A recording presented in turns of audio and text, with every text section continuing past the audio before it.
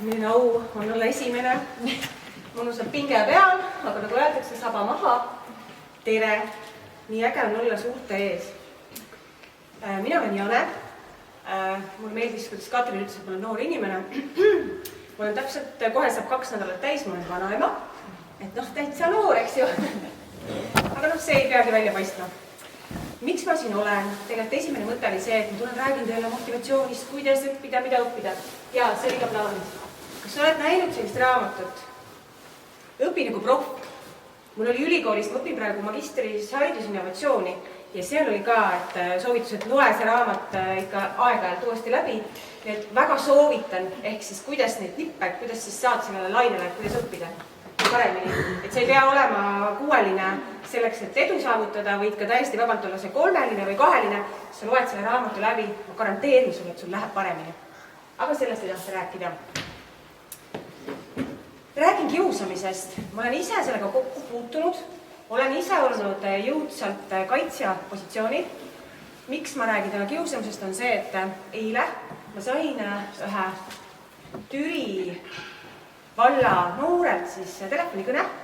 Üldse mitte kiusamisega seotud just sellepärast, et ta tahtis, et ma soovitaksin talle matemaatikaõpetajat. Ta ei käi siin koolis. Ma ei leidnud, ma ütlesin, ma otsin. Ja siis küsisin, et kuidas tal läheb, kuidas tal päriselt läheb. Ja siis ta hakkas nutma, et teda kiusatakse nii õpetaja kui õpilaste kui oma kursuse poolt. Küsisin, kuidas see siis käib. Siis ta rääkis ka, et nüüd ta sai teada, et temast tehti Messengeri grupp, kus pandi siis temale mingi hüüdnimi, ehk siis see virtuaalne kiusamine. Minu esimene mõte oli ka, et ütleks ausalt, eks ju, et tahaks kaitsta, aga kuidagi ei oska. Et minu eesmärk on see, et ma ei saa ju minna sinna internetti ja öelda, et kas te saate, lõpetage kiusamine, eks ju. Et rääkisime eile, kuidas saaks paremini, kuidas saaks lahendatud, ehk siis ta võtab nüüd ühendust kooliga, kui ta vajab abi, lähen appi. Olgu, ühesõnaga. Kiusamise teema jõudis siis eile, ehk siis ma muutsin oma mõtet, kui Greta mulle selle ettepaneku tegi. Aga räägin enda loo. Ma käisin ühes väikeses maakoolis, kus mul klassiõde oli 6-lapselisest perest. Tal oli 5 venda ja tema isa oli 6 tüdruk. Neil ei olnud ema.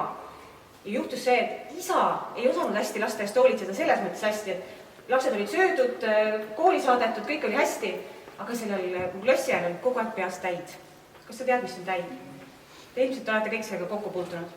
Aga tal juhtus see, et ta oli pidevalt, ta oli nagu pinginaaber, või kummardas vihiku peale oma pea ja siis ta lihtsalt reaalselt kukkusid need täid sinna vihiku peale. Ja mis juhtus siis minuga? Ma olin ka ju neid täisi täis. Ühesõnaga, mul ema järjepidevalt põhimõtteliselt ainult puhastas mu peal. Ja mingil hetkel me otsustasime, et ma olin ka äkki 4-5 klass, et kuidas me saame aidata seda pere nii, et ta saaks nendest täidest lahti. Ja me lõpuks emaga läksime külla neile, õpetasime isa, kuidas peab pesema, mida kõike tegema peab, lõpuks saime täidest lahti. Ja mis oli eriti tore, ma viisin selle klassi endale koju, ütlesin emale, et aita teda, tee ta puhtaks. Ja ta siis ükshaaval nokkis ka tema juustest neid täisi. Ja poistega oli lihtne, neil oli 5 venda, eks ju, need aeti just masinaga kiilaks. Et siin on need täid kadusid, aga tüdrukutel oli keerulisem. Ja me võitlesime selles mõttes täiega. Kuhu ma tahan oma pointiga jõuda on see, et see poiss, kes oli meie koolis kõige suurem kiusaja, lõppes sellega, et see mu klasside kolis Soome.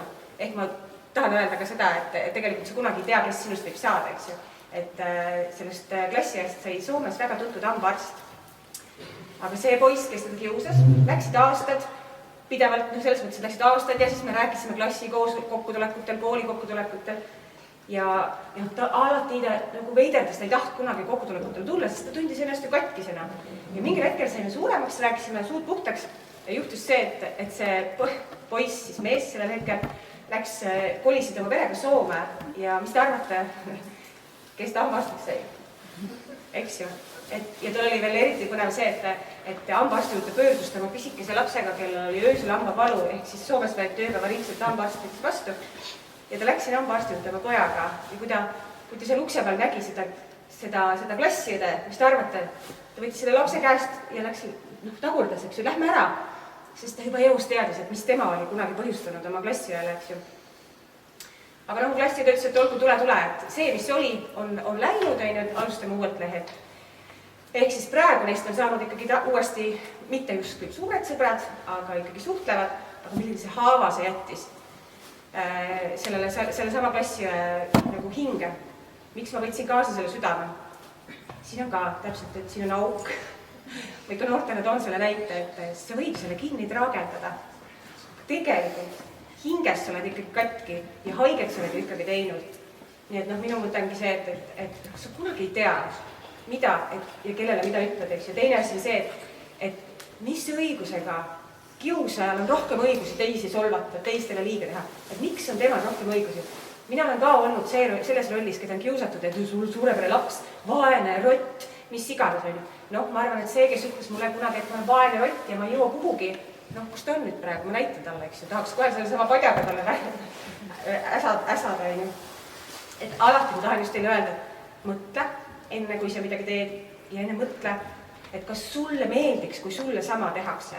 Kindlasti ei ole ju tore, et kui sa solvad kedagi, siis mõtled, kas mulle meeldiks, kui keegi mulle nii ütleks, et see on mind terve elu nagu edasi viinud ja kandnud, et alati see, et kui ma teen teisele, et kas ma tahan, et mulle seda tehakse, ei taha ju. Nii et ma ei tea, palju mul aega on.